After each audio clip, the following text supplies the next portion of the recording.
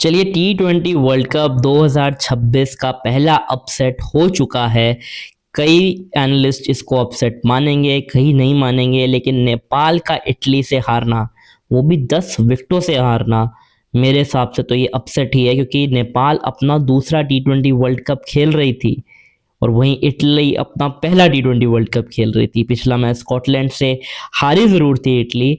इस मैच में ये उम्मीद लगाई जा रही थी कि इटली थोड़ा सा जो है कंपटीशन करेगी या compete करेगी बनाम नेपाल, लेकिन जीत तो नेपाल की ही होगी, क्योंकि इंग्लैंड के विरुद्ध 180 के आसपास जब आप चेस कर ही लेते हैं लगभग, लेकिन 4 रनों से रह जाते हैं, तो इस मैच में कोई भी जो है मौका आपको देना नहीं चाहिए था। आपके फेवर में हर एक कंडीशन थी, आपके फेवर में हर एक खिलाड़ी था, बल्लेबाजी आपकी अच्छी थी, गेंदबाजी को आपको अच्छा करना था, लेकिन कुछ भी ना हो सका। इस मैच की बात करें तो रोहित पटेल कप्तान बिल्कुल भी जो है सेटिस्फाइड नहीं होंगे जिस तरीके से उनकी टीम ने परफॉर्म किया है। 14 गेंदों पे 23 रन उन्होंने खुद बनाए, 20 गेंदों पे 20 रन आसिफ शेख ने बनाए, लेकिन कोई भी बल्लेबाज ज़्यादा चल ही नहीं पाया। 27 रनों की पारी जो है आसिफ शेख ने खेली।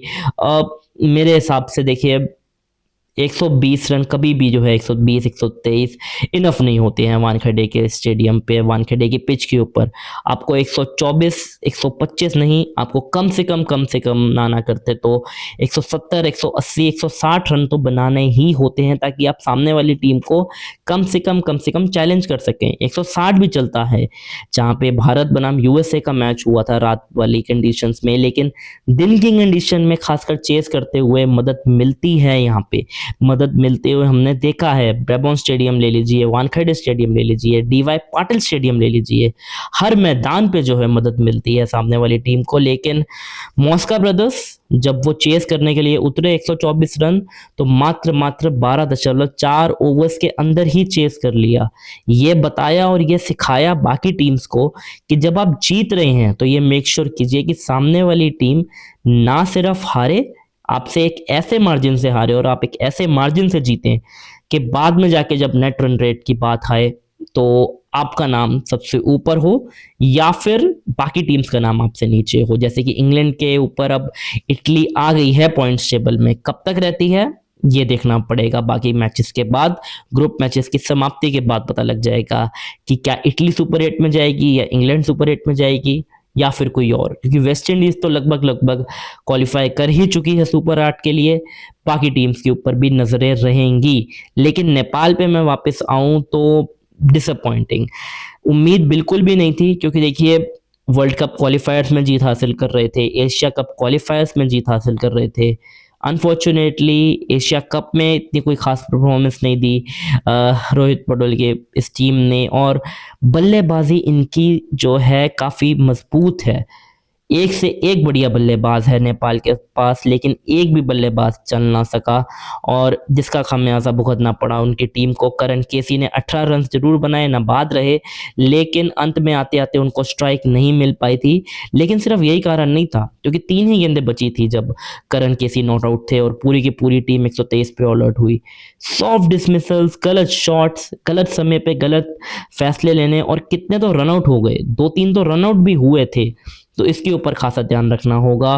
और एक ऐसा गेंदबाज जिसने आपको परेशान किया, हैरान किया, कृष्ण कलुगा में जिन्होंने 3 विकेटें ली, मेरे हिसाब से ये बेस्ट परफॉर्मेंस थी इटली के किसी भी गेंदबाज के अब तक।